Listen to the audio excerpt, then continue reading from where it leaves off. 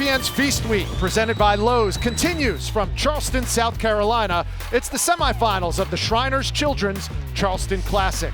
Shaka Smart's undefeated Marquette Golden Eagles facing Bob Huggins and the undefeated West Virginia Mountaineers. Earlier today in Charleston, St. Bonaventure advanced over Clemson as the first ticket was punched for Sunday's championship game. And with last night's win, Bob Huggins passing Bobby Knight on the all-time coaching wins list and tying Roy Williams for fourth all-time with victory number 903. And with that, we welcome you inside TD Arena. Rich Hollenberg, Debbie Antonelli. And Debbie, this is a little bit of a different Mountaineers team than we're used to seeing roster-wise, but Bob Huggins still hasn't playing defense. Oh, this is all about D for West Virginia. You might have to give up some blood to be able to score against West Virginia tonight. They're going to be ready to play up the line, disruptive, gritty, and tough. Bob Huggins, a terrific architect of a long, athletic, defensive effort. Look at the number of turnovers in a small sample. They're already third in the nation in turnovers forced. And then against Elon, they scored 26 points off 17 turnovers. That's back-to-back games where they've been able to get 20 or more points off their defensive effort. And on the other side, for Shaka Smart, he's got a great defense too. Defense transfers out of the portal with Darryl Morsell from Maryland, the Defensive Player of the Year in the Big Ten.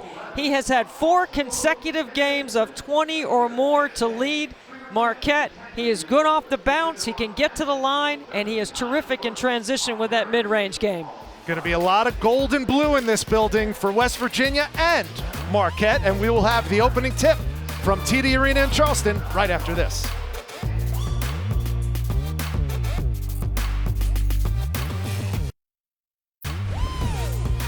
ESPN's exclusive presentation of college basketball is brought to you by Shriners Children's, the most amazing care anywhere, and by Dollar General, where you save time and money every day.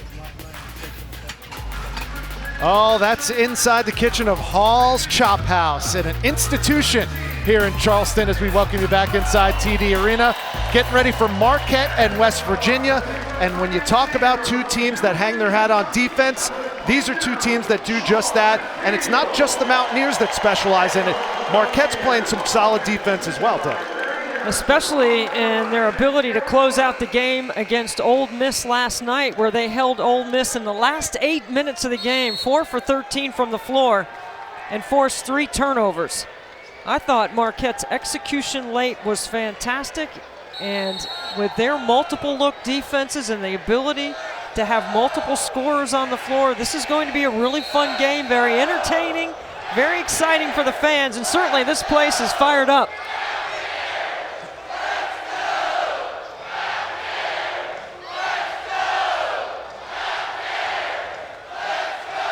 A full house inside TD Arena. Not many empty seats and not many people sitting in those seats as well. They're on their feet. They're ready for this one to tip. Marquette's going to be wearing their road black uniforms again. They won last night in them. Why not do it again? And there's Shaka Smart in his first season as Marquette head coach. Of course, he took VCU to the Final Four back in 2011, spent 6 years at Texas, where he took the Longhorns to the NCAA tournament 3 times in those 6 years. But now he's got a roster full of guys who can play the type of pressure defense that he likes to play. And we saw that in game 1. We've seen it in their first 4 games, and they're undefeated because of it. Well, they understand how to anticipate. They rotate very well. They communicate. And because they're there on the catch with high hands, they allow their teammates to be able to make plays on the defensive end. Your officials, Terry Oglesby, Jerry Pollard, and Tim Clockerty were underway. And Darryl Morsell, the leading scorer on this Marquette team, with his first shot of the game, and it's good. And we're seeing some three-quarter court pressure from Shaka Smart. So when Marquette scores, they go into their 1-2-2. Three-quarter court. They match up in the quarter court. Starting 5 for West Virginia, highlighted by Taz Sherman, who's averaging over 20 a game for the Mountaineers. 5 on the shot clock. Sean McNeil's going to have to push go. He does, and it's too strong. Loose ball, Perqueth clears for Marquette. Here's Olivier Maxence Prosper, got away with a travel, gives it up, and Kirk Weth has 2 in the paint. Both these teams very capable in the transition game. Both do an excellent job of advancing the ball up the floor with a pass, Rich, not necessarily trying to dribble through the press. This is a young Marquette team. That starting 5 doesn't feature many that are older than Daryl Morcell, but he's the key to that team. Scoring underway for West Virginia. That 3 goes down by Kedrian Johnson. Justin Lewis right here, number 10 with a basketball. 6'7", 245, using that frame. Had himself a career night last night against Ole Miss. 21 points, 9 rebounds versus the Rebels for Justin Lewis.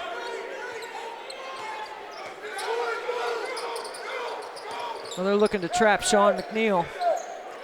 Here's Cottrell, blocked by Queth.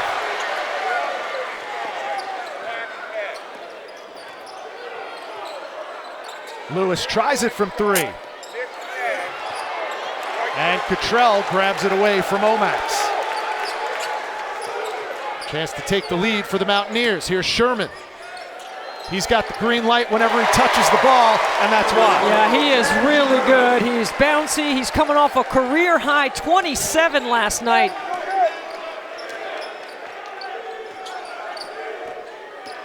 Here's Morcell. Straight line drive, and 1.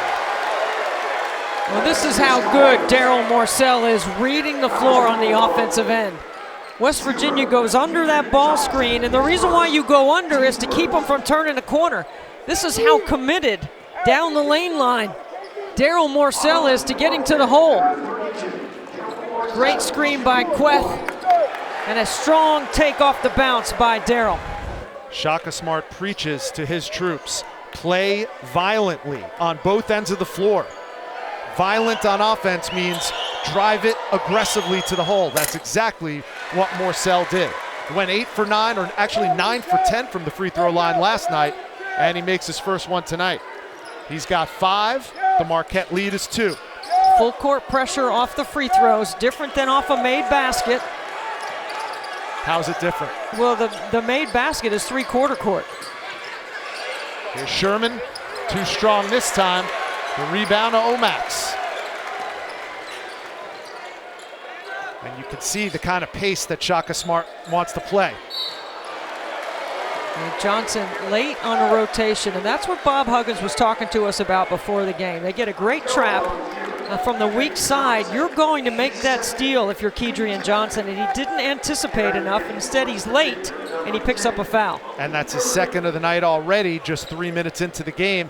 The national leader in steals per game in the first couple of weeks of the season now takes a seat on the bench, and Malik Curry, a super senior transfer from ODU, checks in. Here's Kolek, and he's been cold shooting this entire season. It'll be interesting to see if he could get on track again in this tournament. You know, Rich, I was talking to Larry Harrison, the assistant coach for Bob Huggins, before the game. I said, are there any guys that you can trust with 2 fouls? He said, not the way we play. So we might not see Kedrian Johnson for the rest of the half. And the way they play is really aggressive. Sherman calls his own number and knocks down the 3. Taz Sherman loves Charleston. He has been fantastic. Morcell out to Lewis. And that 3-pointer drops. It's been a revelation from beyond the arc for Justin Lewis. 5 triples last night, which were a career high for that young man. And that's Daryl Morcell setting him up into a catch and shoot on a skip off his penetration. Justin Lewis made 2 3-pointers in Big East play all of last year, Debbie. That's called hard work, Rich. You get in the gym and you put the time in. Sherman against 3 Marquette defenders, and he comes up empty. And Olivier Maxence Prosper has been doing work on the glass. 3 rebounds already for number 12 in black. Here's a catch and shoot, and Kolek cannot find the range. Now, Tyler Kolek is a shooter, okay? So as a shooter, he's got to move on to the next play, and he has done a really good job of doing other things to add value.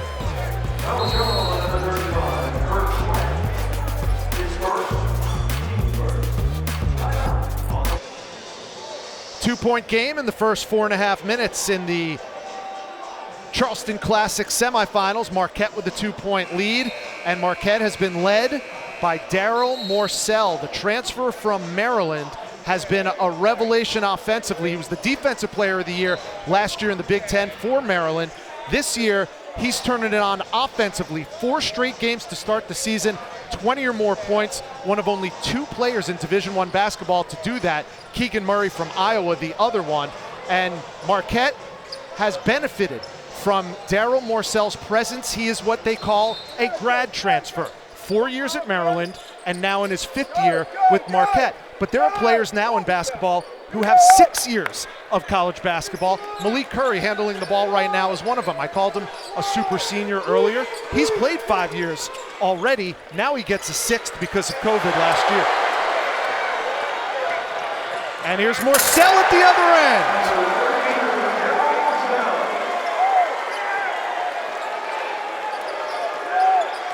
He has scored or assisted on 10 of the Golden Eagles' 12 points so far. Well, Malik Curry's going to get some minutes right here on the top of the floor for West Virginia, with Kedrian Johnson on the bench with those 2 fouls. And Osaboyan loses his balance. Back-to-back jams by Marquette. Too easy. Omax with the flush. His first 2 points of this Charleston Classic. And see a made basket, Rich. It's a 1-2-2. And the foul called on Morsell at the head of the press. A 7-0 run by Marquette, Deb. I love a shot blocker that blocks it into their transition game. Look at this by Queth. And immediately up the floor. Too easy for Marquette. Back-to-back flushes. And one thing about this Marquette team, they are young, especially by comparison. 7 of the 10 in their main rotation are freshman status. That's the opposite of Bob Huggins. 7 of the 10 in his rotation are seniors. And there's a foul called. That's going to go on Kirk Queth, the big man, and that's his 2nd. So you don't want Queth out there on a defensive ball screen trying to defend a guard, and there's the Marquette breakdown that you're talking about. Queth picking up that foul. He's a big guy. You want it. If you're going to pick up your fouls, you'd rather have him get them around the rim.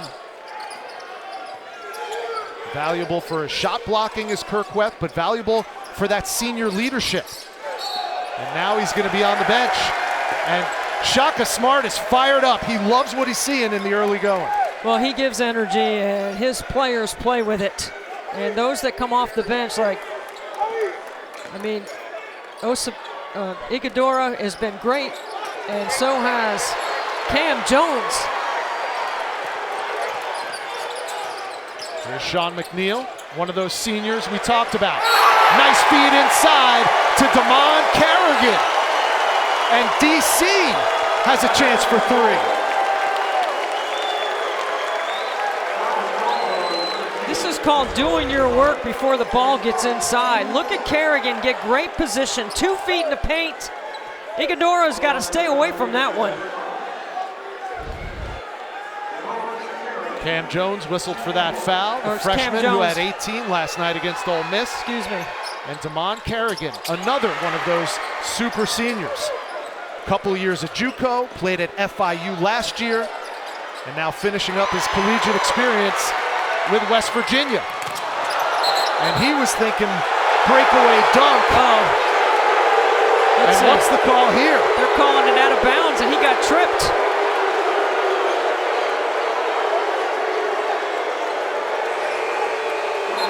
He got tripped in the open floor here, and Coach Huggins not pleased about this call at all. Watch right here, Carrigan and Lewis get tangled up. Ooh, I don't know. That might have been a good call. Well, you know, half the building's going to agree, and half the building's going to disagree. What a great house tonight. Here's Jones, goes around the back, right to the rim, and the circus shot doesn't go. McNeil comes away with it. Let's see if they can run Sean McNeil off some screens here and get him a look from 3. He's been quiet early. Here's Sherman, guarded by a freshman, Stevie Mitchell. Curry, left hand, off the window. One of the fastest players on the floor, Malik Curry. And that ball tipped out of bounds. It'll stay Marquette basketball.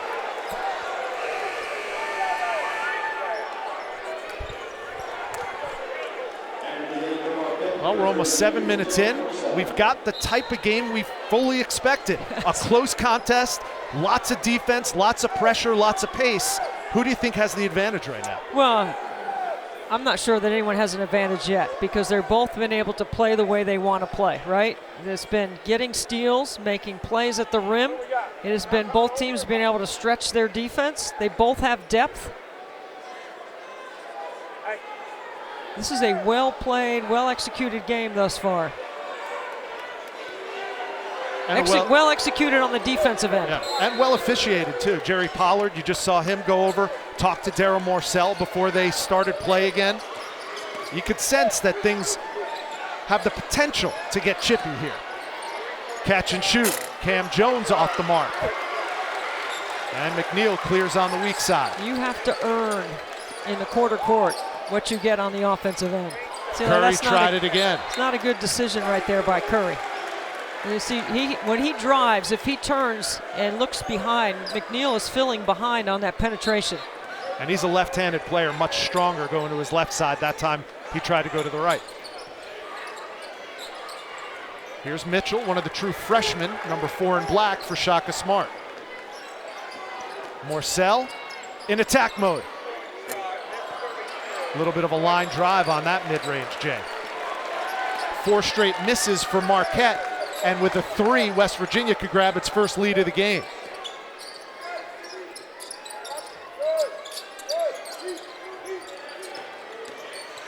McNeil, and that one's pinned by Iguodala. West Virginia wants the offensive goaltend, they're not going to get it. Oh, I don't know. That might have been on the way down. Tough to call That's in real really time. Close. It's going to be West Virginia ball under their own basket, and a true freshman, number 2 in white, Kobe Johnson, in the game for Bob Huggins will do the inbounds.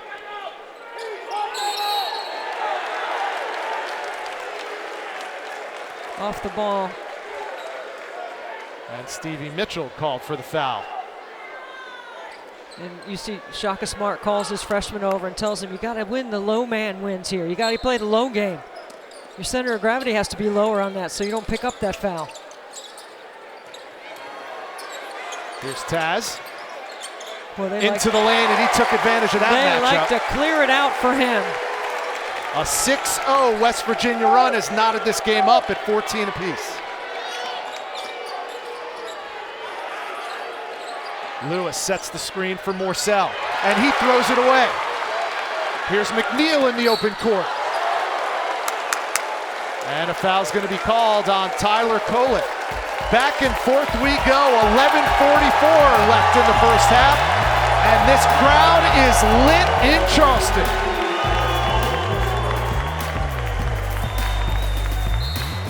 Debbie, a couple of 20-point scorers playing Can You Top This in the early going. I mean, so good at reading the floor, right? You go under, Morcell gets all the way to the rim, off the block and the transition opportunity, and Taz Sherman's got a little size on the defenders or the quickness factor, and he is able to read the floor as well. Look at this take right here.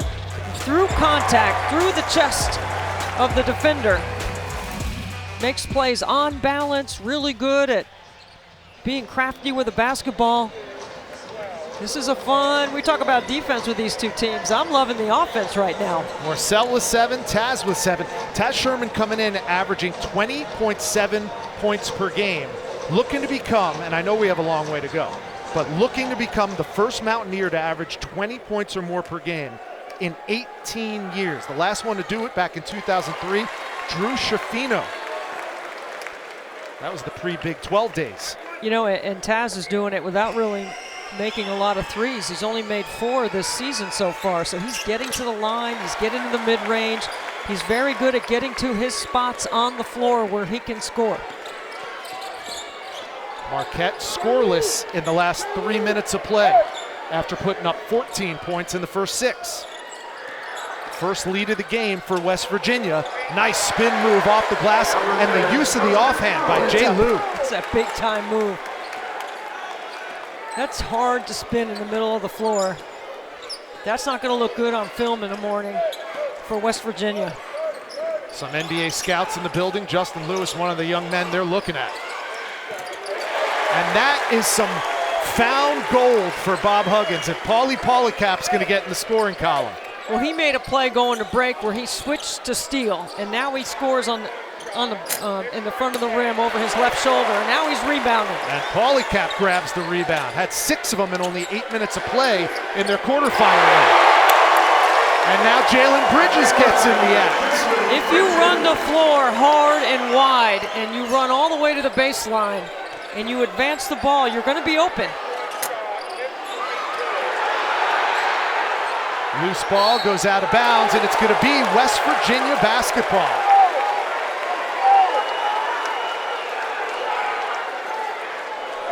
Jalen Bridges now with that three-pointer, Deb, 7 for 11 on the season from three-point range. And if they get that kind of production from him, it's going to be a big year for West Virginia. Well, Coach Huggins talked to us about the versatility of his scoring capabilities. With his size, we got high expectations for him. Sherman, pull-up game. You're going to buy a shot fake that far outside the three-point line? Come on now, you got to stay down. The Mountaineer faithful have traveled from Morgantown to Charleston, and they're loving it.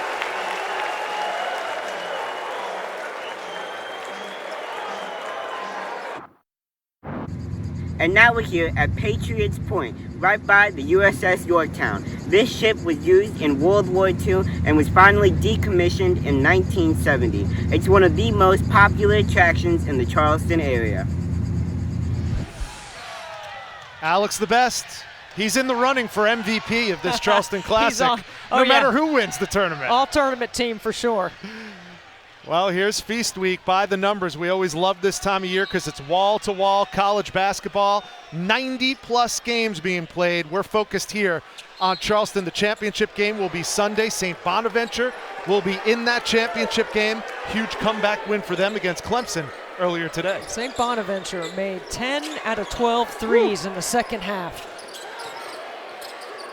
And Alec, we're talking about him being an all-star. He's a sophomore at Northwestern in their journalism school.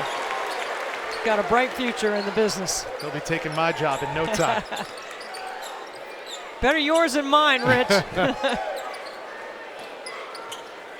Here's Gabe Osaboyan. Not an offensive threat, but does everything else Bob Huggins wants. Tips, steals, deflections, shots, block shots, and he draws charges as well. That ball out of bounds. Jerry Pollard says it's Marquette basketball. Not only is there some great basketball going on here in Charleston, but also in the Palmetto State at Myrtle Beach. They're playing the Myrtle Beach Invitational, and that final is set. Oklahoma, with new head coach Porter Moser, will be taking on Utah State in the championship game. A couple of high-scoring semifinals in that one. And now for the first time this season, number 5 in black, Greg Elliott, has checked in for Shaka Smart. He's a returning player, played for Steve Wojciechowski last year, and he is a sniper. Interesting to see how much playing time he gets and how effective he is since it's his first game this year.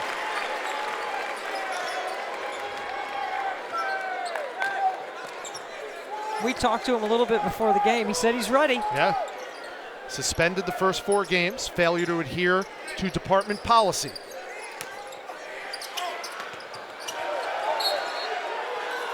But if there's one criticism of this Marquette team, if you ask Shaka Smart, it's they're not as effective offensively yet as they are effective on the defensive end. Greg Elliott could go a long way towards helping that. Well, it's early, it's November. Most teams' defenses are ahead of their offense, but Greg Elliott made 45% of his threes last year. Well, Taz Sherman has struggled from three-point range this year, but the mid-range is his office. He has 11 already tonight.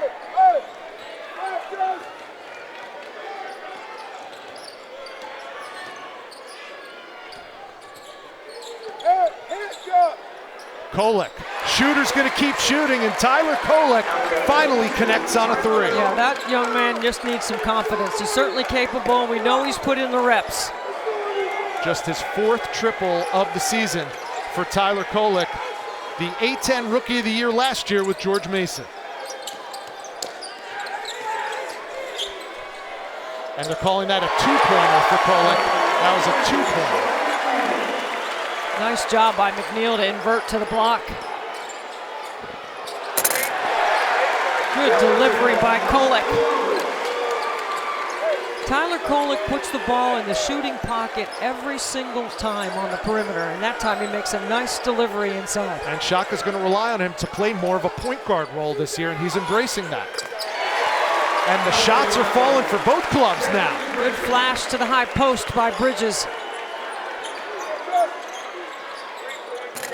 Uh-oh. Here we go. You don't want him to come unhinged if you're Bob Huggins. Tyler Kolek responsible for the last 8 points for Marquette. Two triples and an assist. Playing volleyball with that one. It goes out of bounds. It'll be Marquette basketball when we return. 7:06 to go. West Virginia up 6. When you hit a triple, it allows you to get off the bounce into the paint, and he drops it off inside. Nice delivery. Better finish.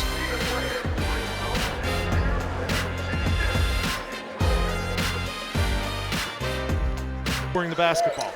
I think he is a hard-working young man who understands as Marquette gets a 5 count defensively. That's unbelievable defense coming off the timeout. That cannot make Bob Huggins happy. You got to cut hard. You got to screen with purpose.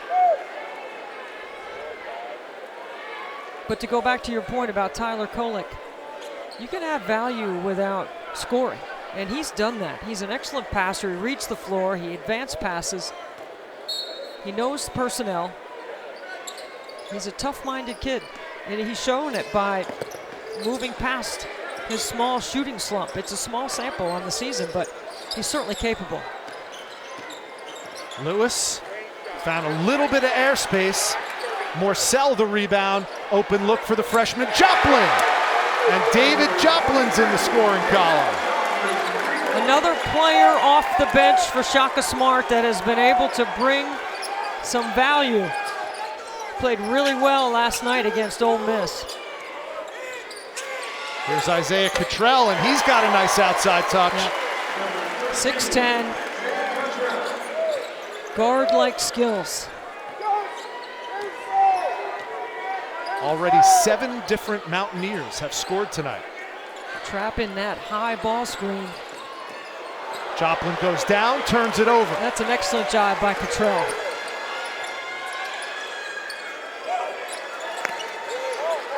And West Virginia wisely retreats. Yeah, Sean McNeil's not in the rhythm of this game yet offensively. Let's see if he can get on track. Here's Kobe Johnson from 3. Making 8 Mountaineers in the scoring column. And they are 4 from 5 for three-point range in the first half.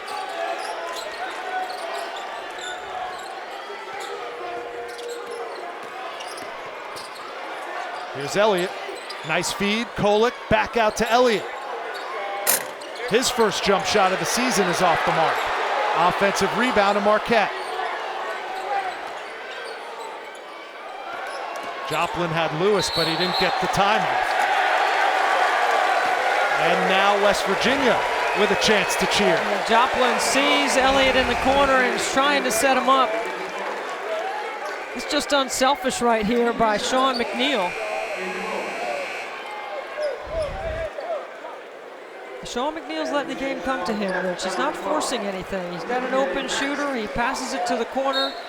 And Kobe Johnson with that 6'3" freshman with a 7-foot wingspan. Canton McKinley High School's all-time leading scorer, over 1,500 points in his decorated high school career out of Ohio. Zone by Marquette. 5 minutes to go in the first half, and it's been an entertaining one. The left-handed jumper's good from the mid-range for Malik Curry.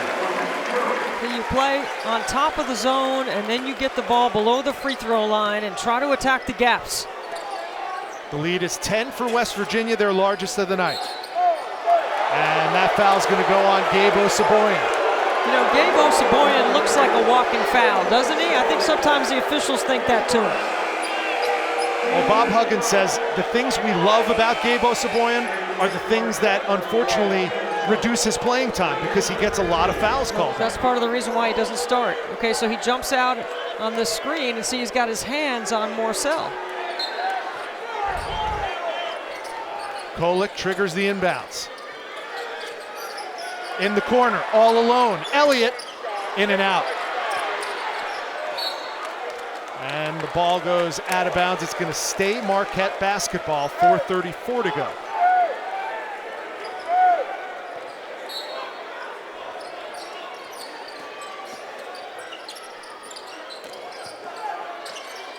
Prosper.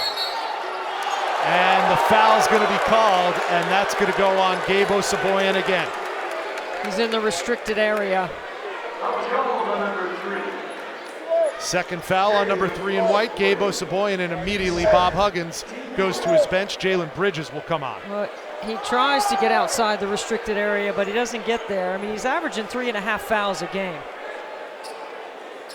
And you can make the argument there's no one better in college basketball at taking a charge than Gabe Osaboyan. Well, he's a guy you can trust on the backside of your defense, right? He can block shots, but he also can rotate and draw charges. Prosper knocks down the first. And speaking of trust, we definitely know that Coach Huggins cannot trust Osaboyan with 2 fouls in the first half.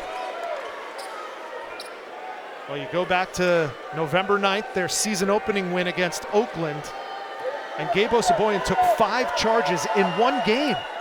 You realize how hard that is to do? You know, The Athletic did a survey of Big 12 players and anonymously asked the players anonymously, who is the toughest player to go against in the Big 12? Gabe Osaboyan was the answer. He's a guy that you love to have as your teammate, but you hate playing against.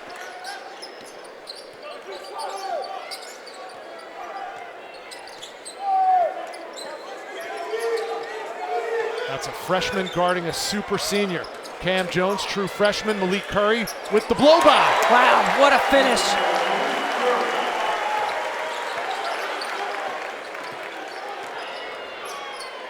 Nice look. Kolick to Iguodaro for 2. And Curry scores, and then he runs right into the screen. That forces a rotation and allows Iguodaro to be open at the rolling to the rim. See if Curry tries to take advantage of this matchup again like he did the last possession. Tried to dribble through the defense. See, there's no room to snake behind that. Omax to the hole, and he missed the bunny.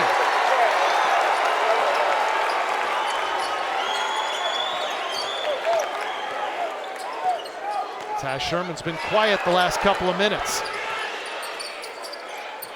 The and one. And Bridges can't pay it off. Here comes Marquette.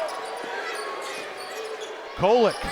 Transition 3 for Tyler Kolick, his second of the night. This is his first 3, has made his last 3. Tyler Kolick has 8, and the lead has been cut to 5.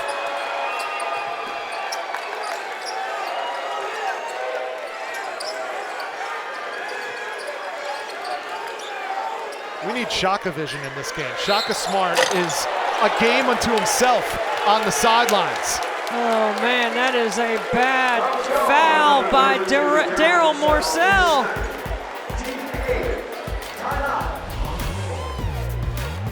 ESPN's exclusive presentation of college basketball is brought to you by Lowe's.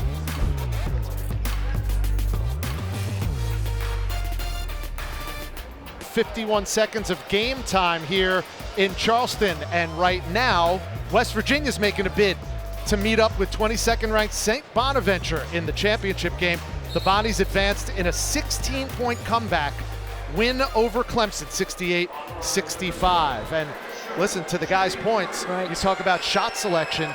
Marquette might be falling in love with the three a little bit too much. Well, and to Chris and Sean's point about fouling the three-point shooter, I mean, you got to know personnel. And Sherman has only made 4 triples. He's more dangerous off the bounce. And he's money from the free throw line. 14 for 16 on the year coming in. He's knocked his first 2 down tonight. A second-team junior college All-American at Collin College a couple years ago.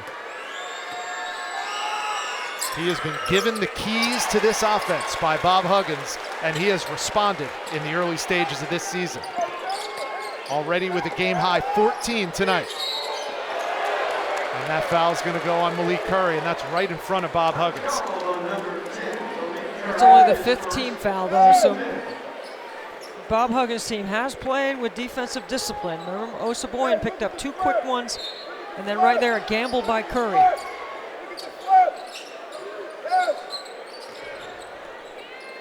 Here's Kolek, he's been hot. Has that cross-court pass picked off by Jalen Bridges. And a foul is going to go on Omax. I mean, that's a terrific read by Bridges on the defensive end, because Kolek has been throwing those cross-court passes. He's been leaving his feet, and he anticipates right here. That length in the passing lane. Marquette has 19 fouls, and West Virginia is a pretty good free throw shooting team. You got the right personnel on the floor. Bridges hits the front end of the 1-and-1. So far tonight, West Virginia 6 for 7 from the charity stripe.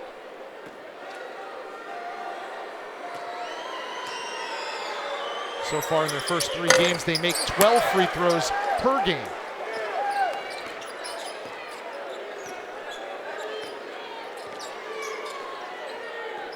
Marquette doesn't have really anybody they can go to the block and score with their back to the basket.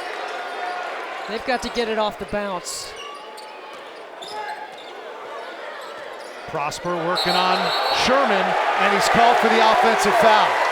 The hook. That's 2 on Olivier Maxence Prosper. Watch the hook right here.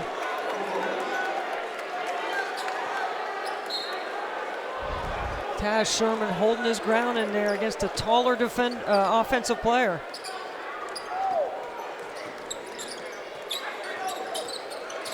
Veteran group on the floor for Bob Huggins. 4 seniors and a sophomore in Bridges. And one of those seniors, Sean McNeil, with the mid-range game. So mature and letting the game come. A nice matchup that Coach Huggins wants to take advantage of. McNeil has 6, largest lead of the game, and that's what Damon Kerrigan does better than almost anybody in the country, blocking shots. Kerrigan on the offensive end got his shot blocked.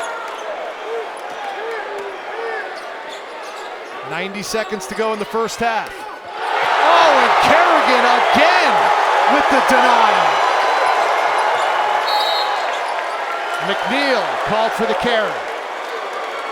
See, they call him DC, Damon Kerrigan. So he makes a tremendous defensive play, but maybe celebrates just a second too long for Coach Huggins' liking, because they had a transition opportunity with numbers going the other way.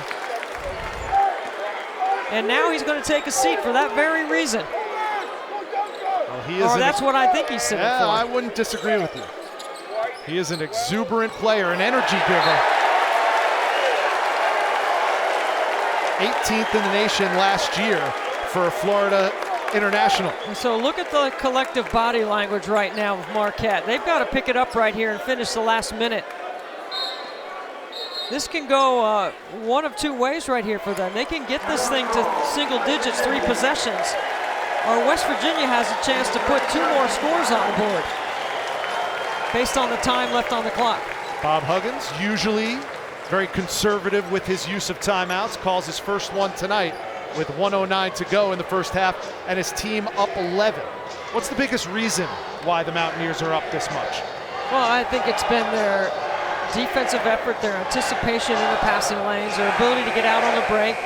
The last couple of possessions, they've been able to get stops, and I think Sean McNeil's starting to come alive.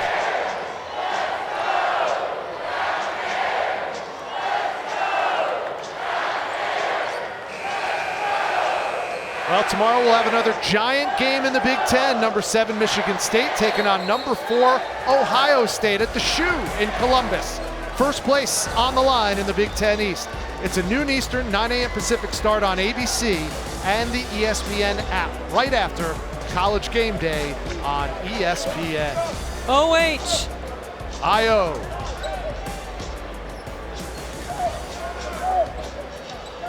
Marquette in the last 2 minutes, no points and 3 turnovers. This young Golden Eagles team has been worn down a bit by a more veteran West Virginia defense. Well, it's a live ball turnover that's hurt them. Under a minute to go now. Here's Sherman, guarded by Prosper with 2 fouls. 10 on the shot clock for West Virginia. McNeil off the bounce. Yes, you can sense it. A 9-0 West Virginia run, and McNeil has 9. Kolek gets the shooter's touch on that one, and he's in double digits with 10. Shot clock is off. Last shot time for Bob Huggins' team. They're going to go 1-4 flat for Sherman right here. This is Sherman's opportunity to score. I would rotate somebody up and double him and make someone else make a bucket. 10 seconds. Gotta go, 6 seconds left. He doesn't want a screen. Here's the step back. It's off the mark.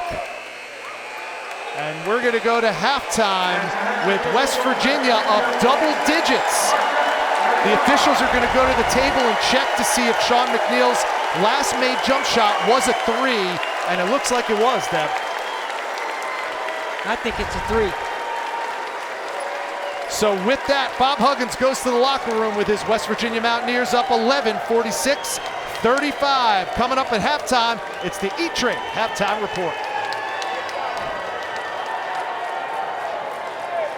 Returns on ESPN, presented by Lowe's. This is the Shriners Children's Charleston Classic. We've reached the halfway point of the final semifinal. West Virginia up a dozen, 47-35 over the Marquette Golden Eagles. Alongside Debbie Antonelli, I'm Rich Hollenberg inside TD Arena on the campus of College of Charleston. And Deb, the offense really showed up for West Virginia. 9 different Mountaineers scoring, and a lot of it was keyed by their defense. You got to love that kind of balance offensively, but yes, their defense was able to turn Marquette over. They scored 12 points off 7 Marquette turnovers, and in a live ball turnover, you're not going to get back and defend that. I love the shot blocking into their transition game, and then Kerrigan's ability to get to the front of the rim and get a deep bury. How about this deflection and steal right here? Allows them to get into their transition game, and this is just a good offensive possession by West Virginia. They're able to push the ball in transition, run the floor hard and wide, and take advantage, shooting 58% from the floor. Dunks will help your shooting percentage, and 4 for 6. Well, West Virginia has the most points scored this season, looking to remain undefeated. They came into this contest 3-0 on the year. Marquette is 4-0, and I think Shaka Smart would disagree with me when I say this, but maybe Marquette has West Virginia right where they want them. They trailed Illinois by 12, did Marquette. They came back and won that game. Last night, they trailed Ole Miss by a dozen. They came back and won that game. So at very least, the Golden Eagles have shown the ability to have some resilience and come back to it. Well, when you are built with the kind of defense that Shaka Smart has put in play, you can come back, right? You've got to get 3 stops in a row. If you can do that, you can get right back in the game. Taz Sherman, the game high scorer. He has 14, coming off a career high 27 last night. Bridges the offensive rebound, but he lost it. And here comes Morcell. The look up ahead goes out of bounds, and it's going to stay Marquette basketball. Tough pass to expect a big man like Kirk Weth to track that down. So decision making is critical here, right? You got to make sure that you aren't taking the risky play right now to get back in the game. The two veterans, Queth and Marcel, both saddled with early foul trouble in this one. They were on the bench for a large part of the first half. Now, Queth only played 5 minutes and 43 seconds. And there he makes his presence felt in the opening possession.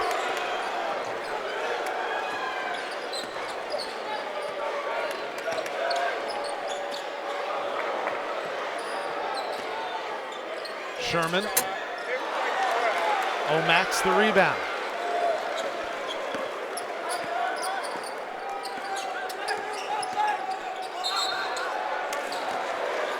And Jerry, the officials say that Marquette stepped on the baseline. It'll be West Virginia basketball.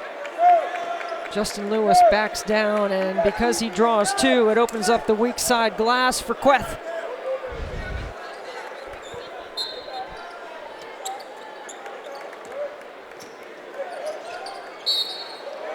And the foul's going to be called on Prosper. That'll be his third.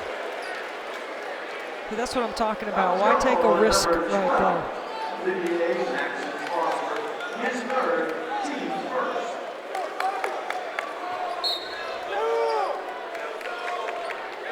Prosper staying on the floor with those 3 fouls. We'll see how long that lasts.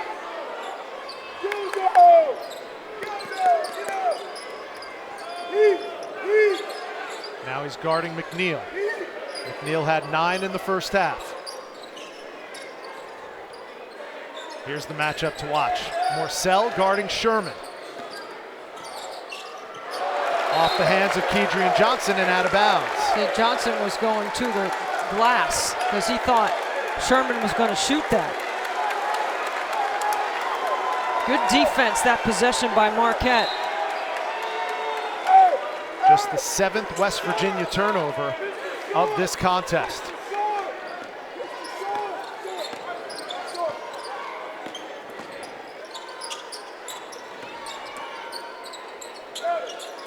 Marcel. And that foul is going to be on Kedrian Johnson, and that's his third. Well, we mentioned the comebacks that Shaka Smart has authored already this young season. In 2 of their 4 wins, they were down by a dozen. They find themselves down a dozen at halftime here, and now they're trying to chip away at this deficit against West Virginia. Shaka Smart, a foundation of his programs are relationship built. That's a quick way to build some good relationships. Comeback wins. There's a big 3-pointer. I love the way Bridges sets up to shoot it when he comes off that pin down.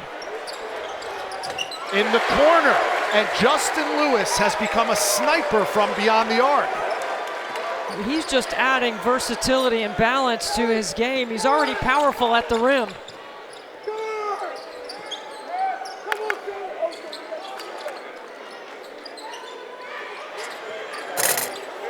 What a follow, but it doesn't go for McNeil.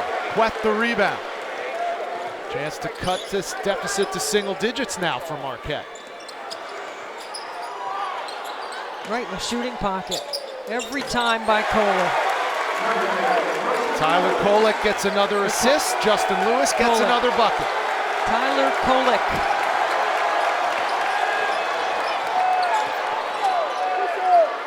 Here's Cottrell. Knocks down the jumper. They're calling that a 2-pointer. I think his toe was on the line. A 2-pointer for Isaiah Cottrell.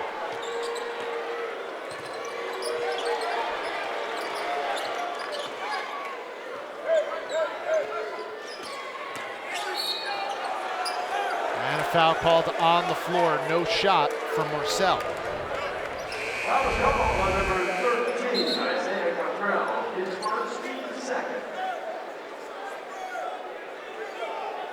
On the line.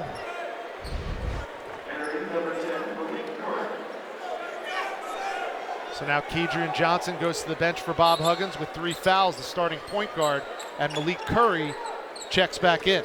Let me correct myself. There's 2 lines on the court. One is the women's line from last year. Then there's the men's line, which both men and women are shooting from. Here's Morcell. And Daryl Morcell has gone into a mini slump. No points since the 15-minute mark of the first half. But Jalen Bridges is putting together a different kind of story. 11 points now for JB, number 11.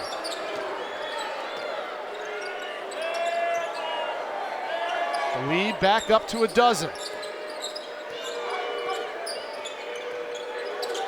Here's the trap. Kolick in the corner, got it. What a play by Daryl Morcell. He steps through that trap. It's not always a called trap, but he's on the sideline, and it's a great read by Cottrell. It's just a better play by Morcell to find Kolick in the corner. Tyler Kolick had 3 3-pointers made in the first 4 games. He's got 3 tonight. I don't know if it's too early to say this, but he looks like he's back in his form. Tough shot by Sherman and the rebound of Kolick. I was talking about this. Oh, here comes the steal by Curry. Let's make a good decision here. I don't know if that would count as a good decision. Prosper with the finish at the other end. You know, I said this last night. I love the pressing teams, how they understand how to attack the press. The space opens up. Both these teams are so well prepared for it. It's the unpredictability of the traps that come with it. Now the Marquette faithful starting to have their voices heard inside TD Arena. Deep 3 by McNeil. Too strong off the back iron. Morcell gets it. Here's Prosper. Out to Kolick. Look out. Got it!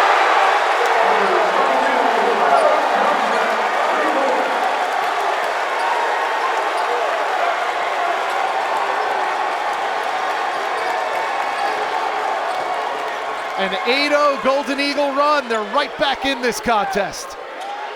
Bridges can't answer. A bucket here makes it a 1-possession ball game.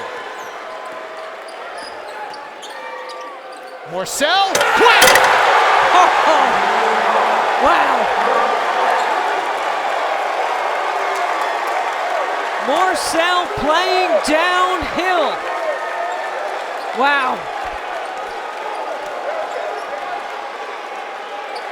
Bob Huggins does not like to call timeout in these situations. He wants his team to play through. Queth clears again. Open look, Lewis, count it!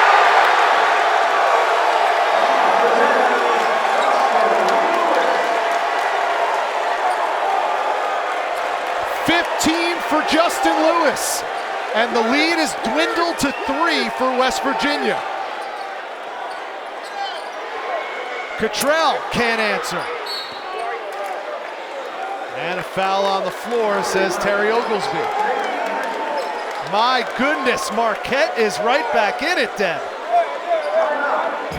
Bob Huggins doesn't like to call a timeout here. He's waiting on the media. Tyler Kolick in transition. What a play out of the locker room by Marquette.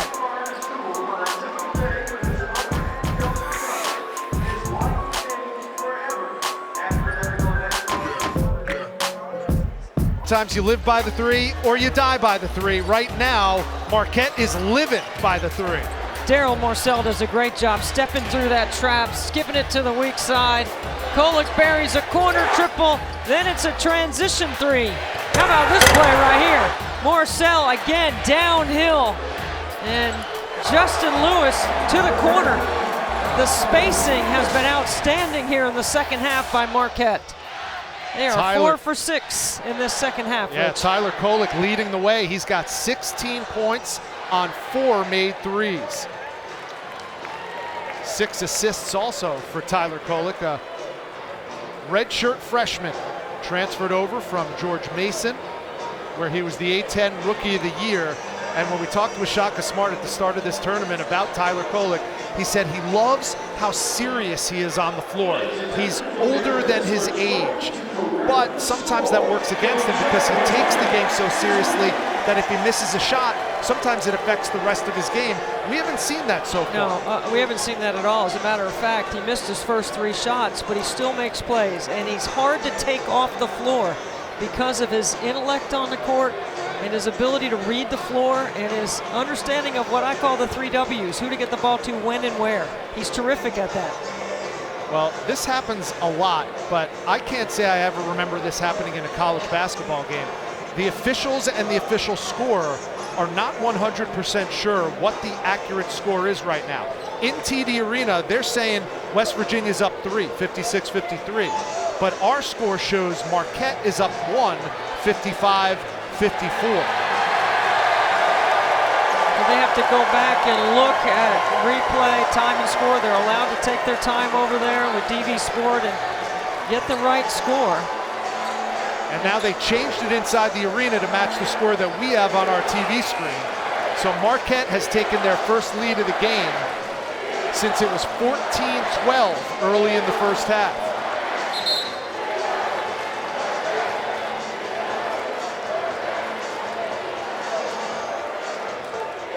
I mean, this is a possession for possession game. Now, West Virginia had a run. Marquette's now in a run. You got to really dig in and focus on the details on both ends of the floor.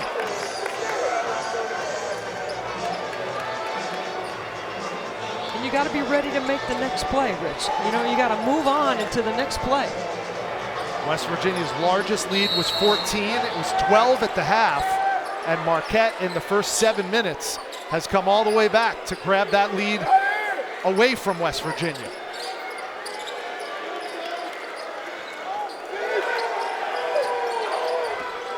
Sherman refuses the screen, pulls up and hits the baseline jam. That's a big time play right there. Reject the screen, drive into your spot in the mid-range. He's so good at getting to his spots on the floor. First bucket of the second half for Taz Sherman. He has 16 to lead the Mountaineers. Great shot fake by Justin Lewis, and another flush by Kirk Webb.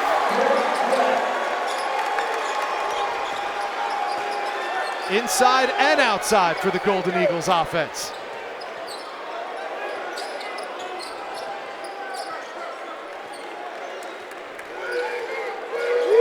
Coming up on 8 minutes gone by.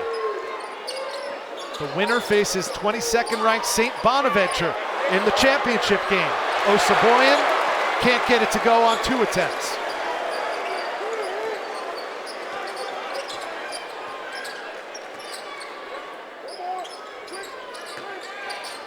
Here's Lewis, blossoming into a 3-point shooter here in Charleston. And that's going to be an offensive foul on Olivier Maxence Prosper. His 4th foul of the game. We have a timeout on the floor. 11:37 to go, and Marquette has wrestled away the lead from West Virginia.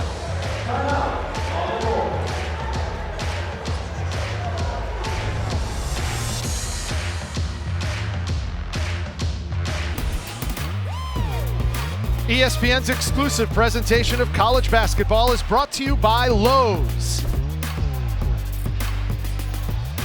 We were treated to a dance-off during this most recent timeout. Marquette up 57-56 in a back-and-forth contest between the Golden Eagles and the Mountaineers of West Virginia. 11:37 to go from the second semifinal at the Shriners Children's Charleston Classic. Alongside Deb Antonelli, I'm Rich Hollenberg. Debbie, what have you seen so far that gives you an idea of who might come through down the stretch for either of these teams? Marquette's execution in the second half has been much better. They haven't turned it over. It hasn't allowed West Virginia to get any easy baskets, and they've forced West Virginia, because they can score, to have to execute against their defense. So it's not transition or off live ball turnovers or easy buckets for West Virginia. Marquette is able to score, and then they set their D, and they're forcing West Virginia to have to make some plays on the offensive end. I know one of the things that Bob Huggins wants his team to do a better job of is passing the basketball and not playing off the bounce as much. Let's see if they move the ball better now coming off this timeout. And one thing about Bob, 40 years in to his coaching tenure, and he is always coaching and teaching his players. Well, he loves the game. He's a teacher at heart. His father was a high school basketball coach and teacher. He was talking to us before the game about how he used to sneak into the gym as a kid because he had a key to the gym because his dad was the coach. Bring his buddies with him. Nice backdoor cut. Osaboyan and Curry had it blocked by Queth.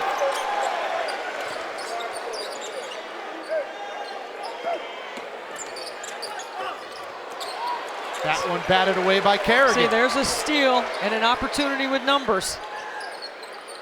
Got to make a good decision. Here's a mismatch with Queth guarding Sherman. Can't take advantage. Offensive rebound, Kerrigan, no. And it's saved by Queth. See how the ball got stuck in the corner and didn't move? Oh, Morcell was all alone and he couldn't grab the pass. Now he spins to the hoop and comes up empty.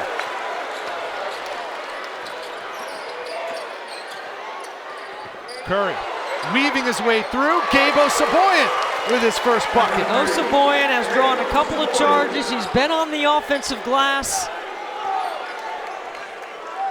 He's the muscle on that back row. Now West Virginia back up one.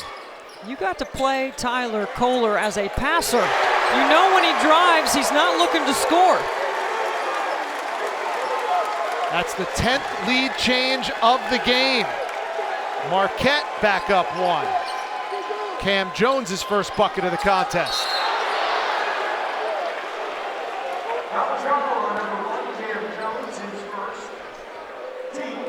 Tyler Kolek has 16 points, 3 rebounds, and 6 assists, Deb. Yeah, let me apologize. Tyler Kolek. I know he has a K on the end of his name.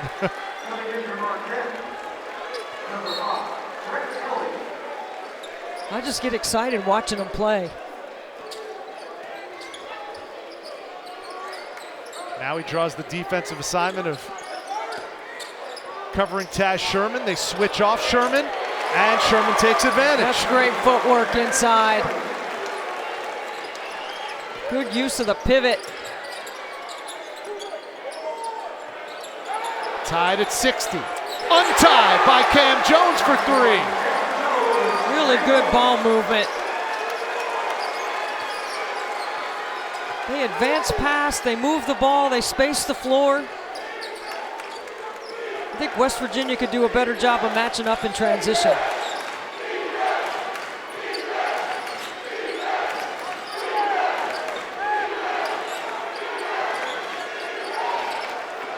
Five on the shot clock. Curry in trouble. Out to McNeil. Pauly capped the offensive rebound and he gets fouled. And that's what they need from number 1 in white. Offensive rebounds.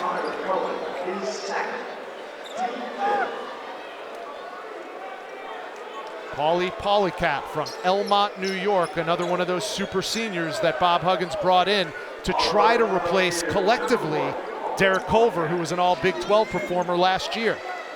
Started his career at junior college, Harcum College, then moved on to Manhattan, played for the Jaspers, transferred to DePaul, and now in his 6th season of college basketball, finishing it up with the Mountaineers.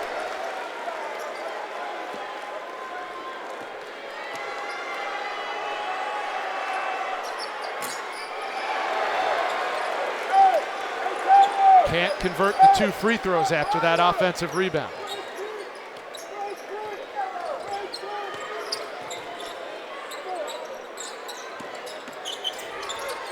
Elliott, and it almost falls down. That would have been Greg Elliott's first basket of the season. And instead, he'll go to the line and shoot 2. Tyler Kolek is so good playing out of that double team. You know, he can welcome 2, he knows the trap's coming, he handles it well. Well, Greg Elliott is a knockdown shooter, 83% from the free throw line for his career. And the first one's good. Sunday afternoon, a top 20 women's college basketball matchup for you. Number 12 Texas taking on number 16 Tennessee in Knoxville. Surprisingly, they've only met twice in their history, with the Longhorns winning both matchups in 2014 and 16. This one starts at 1 Eastern, noon Central on ESPN and the app. Elliott goes 1 for 2. And that three-pointer falls. And Sean McNeil's got his second triple of the night.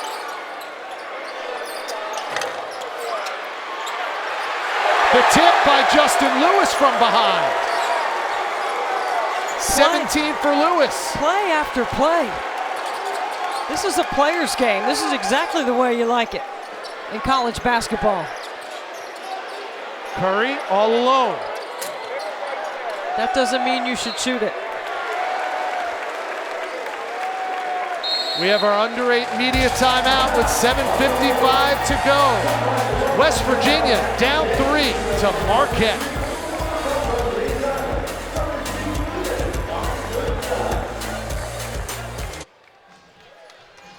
Well, it's nothing but love here in Charleston. That's all I know. Rich Hollenberg, Debbie Antonelli. Time now for our game track, brought to you by Dollar General. You see the hot shooting from Marquette has brought them back. As a matter of fact, they're 6 for 9 for 3 in the second half alone, Deb. I've been impressed with their maturity on the offensive end here in the second half. Conversely, West Virginia has really struggled from behind the arc in the second half. 2 for 10 for the Mountaineers. That's the difference in the game right now, as Marquette leads by 3 with 7:45 to go. Marquette's made 10 triples tonight. That's their most in a game this season.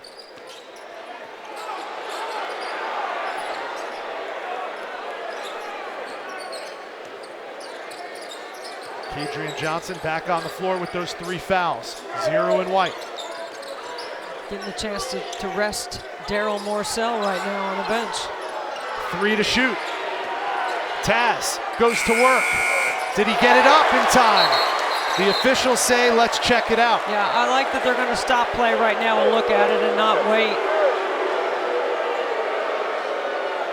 Veteran crew led by Jerry Pollard. They'll go over to the scorer's table and check it out.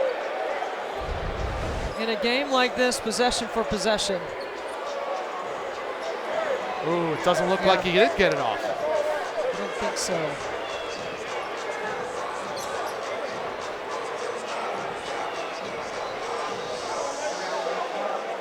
Got to have better clock awareness right now if you're in West Virginia. Coming off the timeout. Doesn't look to me like it's out of his hand.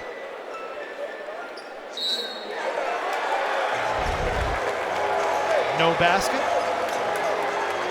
You never question Debbie Antonelli, we know that. Yeah, you do. Yeah, you do. There's a lot of people that question me. So Chaz Sherman still with 18 tonight. That leads West Virginia, but his team down 3 with 7:12 to go. A trip to the championship game on the line here at the Charleston Classic. St. Bonaventure, ranked 22nd in the country, awaits on Sunday. Good ball movement, buckets for Cam Jones. They have worn out the corners in the second half against West Virginia. It's because their spacing and their ball movement is so crisp. Now 11 threes for Marquette. Pull-up jumper. Offensive rebound and the putback from Gabe. I think Marquette looks like the more connected group right now. They're playing together as a team, where West Virginia keeps the ball on the same side of the floor. They don't reverse the ball. They take quick shots. Lewis, short on that 3-ball attempt, and another rebound from Osaboyan. The other thing is Marquette is only sending maybe 1 to the offensive glass. They're making sure that West Virginia plays against their set defense on a make or a miss. Bob Huggins' teams that hold their opponents under 70 points are nearly unbeatable. Marquette is sitting on 69 right now with 6 minutes to go. Sherman Can't get it to go. Kolick. Try to get a foul called. Better be careful he doesn't get called for a fake. Throwing his head back. Here's another three from the corner, and Cam Jones has 3 triples in the second half. It's Marquette's largest lead of the game. Yeah, the body language for West Virginia has gone south. Their ball pressure has dropped, and the corner triples are falling. And that's a foul from behind on Greg Elliott. Maybe it's the presence of Greg Elliott that's brought this three-point shooting alive for Marquette. I mean, look at Kolick, no ball pressure right here. Lazy attempt by Kerrigan to get to the corner. Yep. None of that is going to look good in film tomorrow. Well, they'll have a full day to dissect it. These teams get 1 day off, and then they come back on the floor for their 3rd game in 4 days on Sunday. Well, you talk about playing with some urgency. Shaka Smart's team in the second half has played with some urgency. They're a team that has shown already they can be down double digits and come back. And once again, we have some scoring issues here in the building. And Jerry Pollard has the unenviable task of having to explain it to Bob Huggins. On our score, it's 72-65 Marquette. In the building, it's 71-65 Marquette.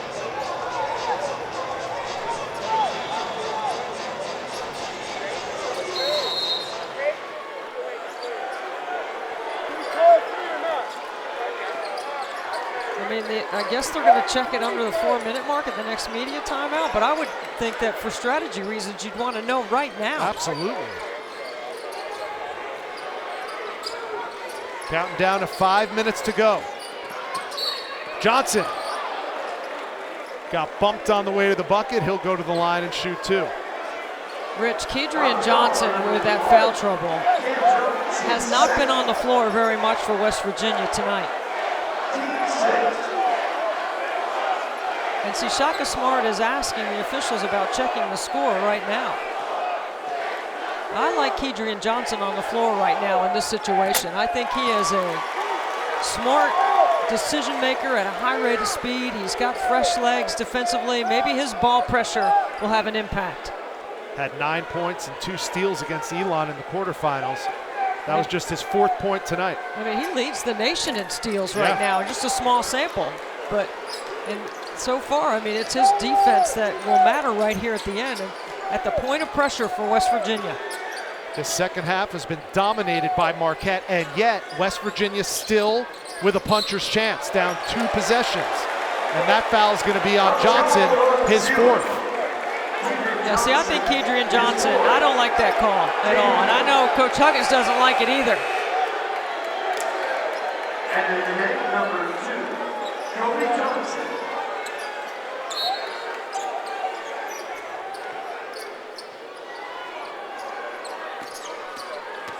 Here's Kolick, the kick out. Morsell, no. Darryl Morsell held to just 7 points tonight, scoreless in the second half, but his teammates have really picked him up. I think West Virginia is over-helping on Kolick's penetration. He's a passer when he goes to penetrate. He's not looking to score, so you need to stick with your guy and not over-rotate or over-help, because you're late on a closeout.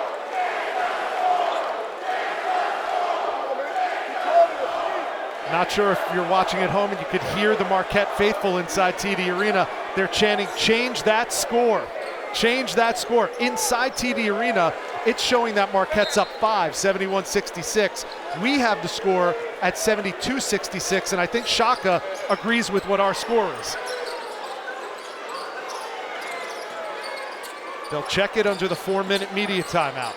See, like, where's Osaboyan going? He's driving into a post-up. Yeah.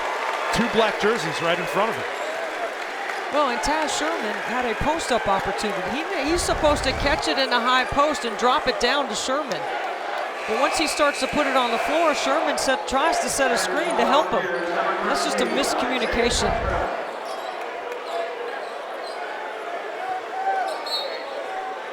If Osaboyan is going to take it from the high post and go one dribble to the rack, that's different than trying to make a play off the bounce with two. West Virginia's in the bonus. They still have fouls to give on Marquette.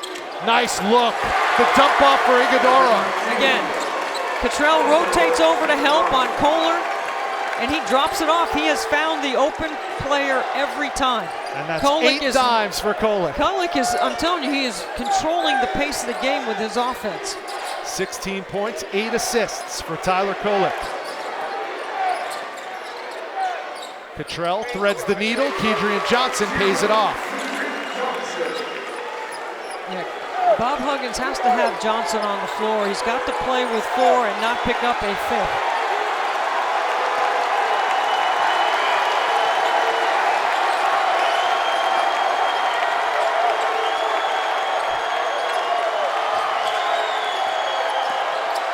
Iguodaro takes it himself, and an offensive foul as Sean McNeil steps in. See, this is the play that's not going to show up on a stat sheet. But Kedrian Johnson doesn't let Kolek get the ball back. He makes someone else make a play off the bounce. West Virginia ball coming back. ESPN's exclusive presentation of college basketball is brought to you by Shriners Children's, the most amazing care anywhere. And by Dollar General, where you save time, money, every day.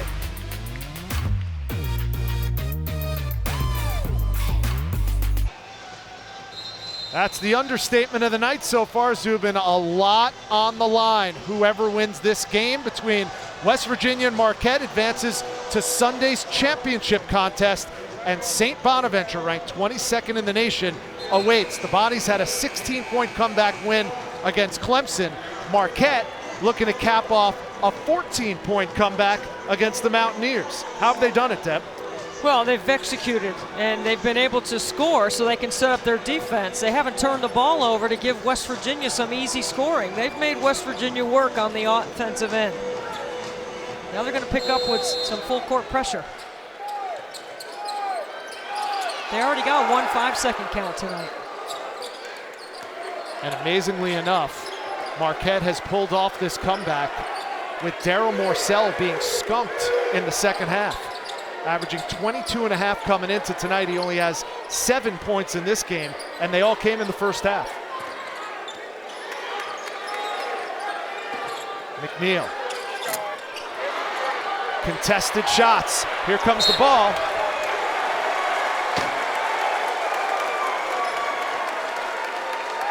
And Debbie Antonelli almost took a charge on that play. Well, I was trying to save our stage manager. Taylor's okay, Deb's okay, we're all okay. Let's play ball.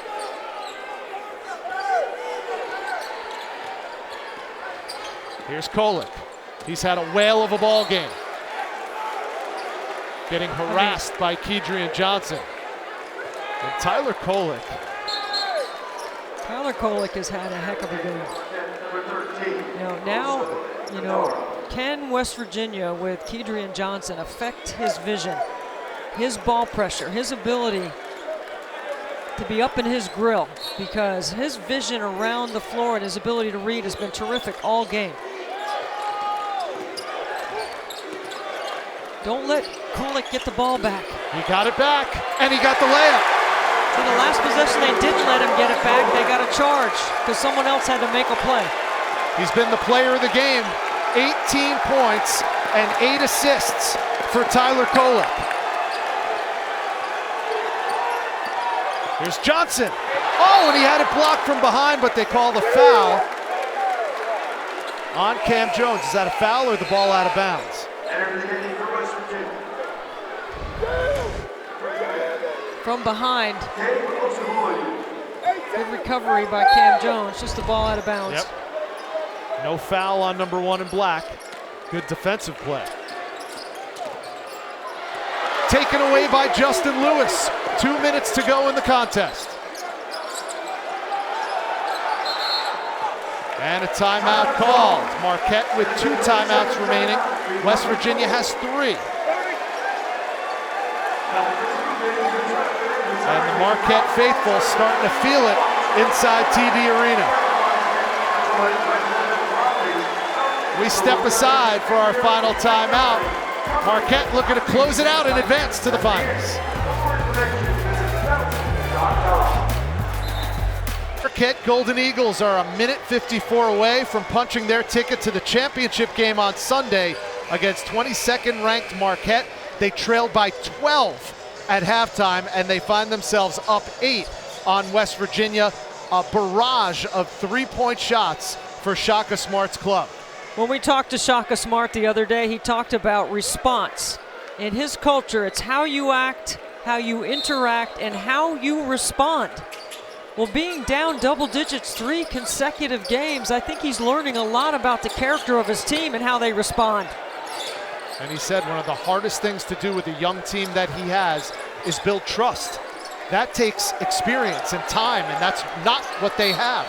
But tonight, they've trusted each other, and it's shown in the results. Well, any coach will tell you relationships are the most important thing. And you look at them being down 12 to Illinois, knocking off a top 10 team before they come to Charleston, down 12 against Ole Miss, winning that one, and the same thing here tonight.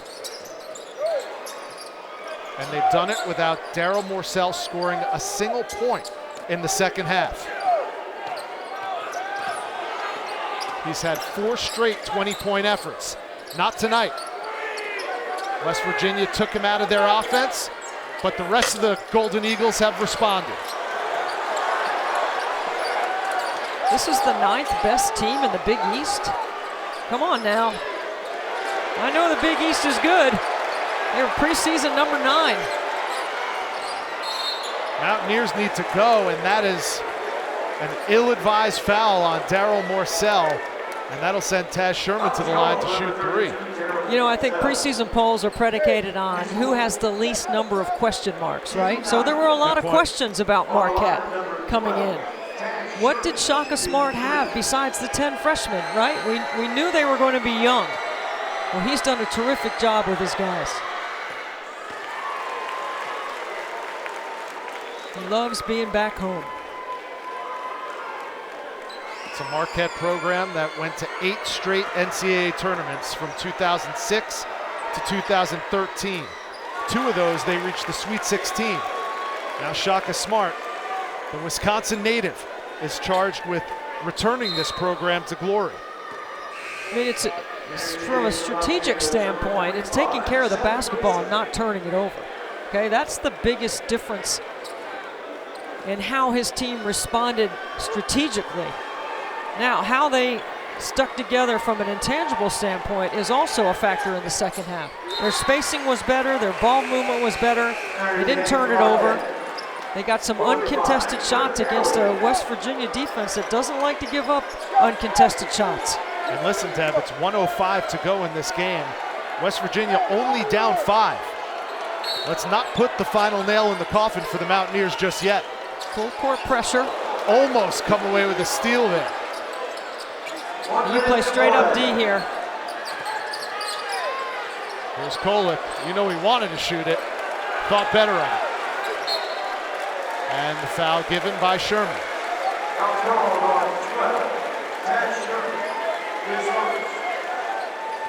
I would have continued to play out there. Well, you had a foul to give, so you could commit that foul. Next foul will be 1-1. I'd play it straight up and rely on my defense here.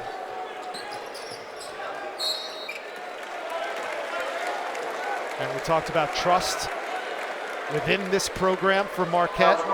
Clearly, no matter what his numbers look like in this game, the bulk of that trust goes to Daryl Morcell still. He's the first guy that touches the ball off the inbounds. Well, I think Daryl Morcell is becoming a closer for Marquette. He can make free throws late, he handles the ball. He's a downhill, shoulders over his pads, kind of running back look to his transition game up the floor. Now he's a chance to pull Marquette across the finish line. Yeah, I would have relied on my defense here. Now you're gonna, if he makes this, it's a 3-possession. Shaka looking to take his Marquette Golden Eagles to the Charleston Classic Championship game against 22nd ranked St. Bonaventure. The Shriners Children's Charleston Classic has been electric at times. Now Marquette can back off. The first time we haven't seen full court or 3/4 court pressure. Playing zone. Sherman can't get it to go. The rebound, Morcell, and the foul right away. And you could see it etched on Daryl Morcell's face. They wanted this one.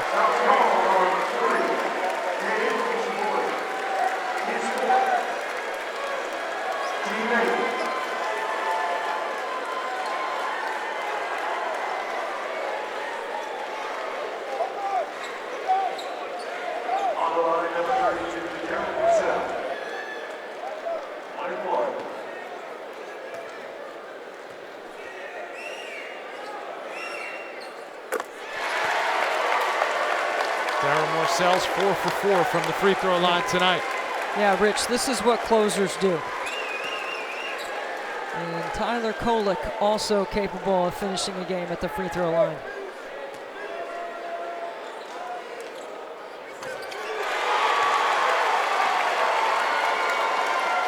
So Morcell with 11, and the lead is up to 9 for Marquette. West Virginia needs a bucket, and they need it quickly. From the logo, no good. And Omax grabs the rebound, and this should salt it away for the Marquette Golden Eagles.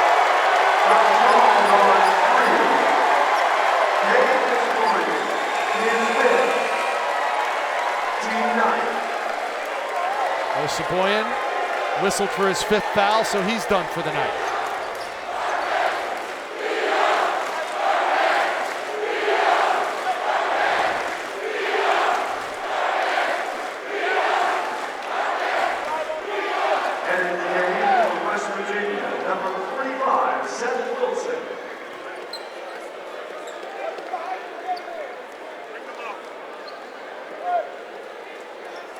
It's been a total team effort for this Marquette team, who came in with some question marks about their offensive ability, especially against a staunch defense like the West Virginia Mountaineers. They struggled at times in the first half, but they lit it up in the second half. Prosper's free throw is good. Let's take a look at our player of the game, brought to you by Shriners Children's. Deb, I'll let you do the honors. Yeah, Tyler Kolick, 18 points, 8 assists. He handled the ball under duress all game. He got to the paint and was able to distribute. It was Kolick who had the game-winning layup against Illinois, and now another signature win for Shaka Smart in the first 2 weeks of this college basketball season. Marquette advances to the Charleston Classic Championship game on Sunday, where they'll face a top 25 team in the St. Bonaventure Bonnies. Big win for Shaka Smart and the Marquette Golden Eagles. The final score, 82-71. Final thoughts, Deb? What a group of competitors, Marquette. What a terrific second half. They didn't turn it over. They made shots. They moved the ball. They played like a team. A terrific team win for Shaka Smart. So here's your updated bracket from Charleston. It'll be 22nd ranked St. Bonaventure and the Marquette Golden Eagles meeting for the championship on Sunday. Once again, our final score, Marquette wins at 82-71 over West Virginia. For Debbie Antonelli and our entire crew, I'm Rich Hollenberg saying thanks for joining us here in Charleston. So long for now. We send it back to the studio.